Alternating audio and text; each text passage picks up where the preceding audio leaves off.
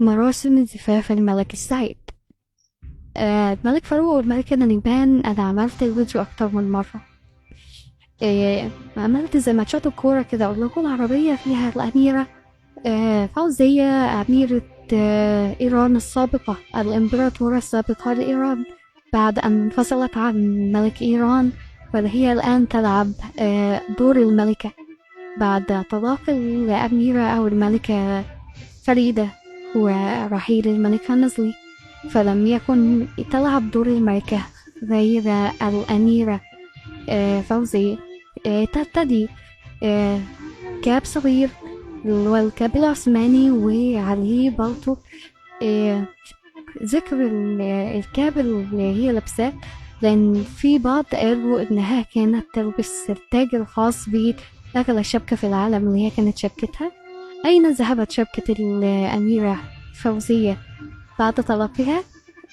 البعض يقول إنها كانت ترتديها في فرح نريمان، هي لم ترتديها، احنا شايفينها اهو لابسة طاقية صغيرة. كانت لو لبست التاج، لو كان معاها في الوقت ده ولبسته، كان التاج بتاعها هيبقى أعلى من تاج ملكة نريمان وأغلى، وده في البروتوكول ما يصحش. ده الاحتفال العسكري.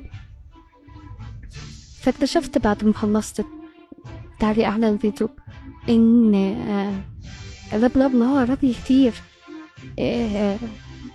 المدة بتاعته طويلة.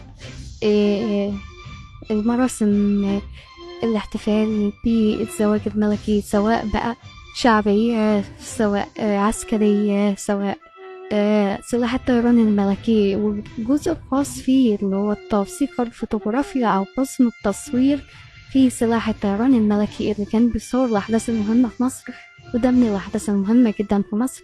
ده الاحتفال الشعبي.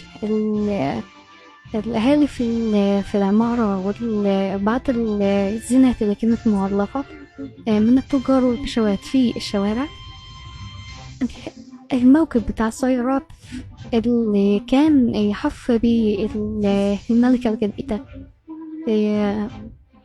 الملكة نريمان، استقبال الملك فاروق لها على أعتاب القصر لبدء حياة جديدة وعبد الكرام.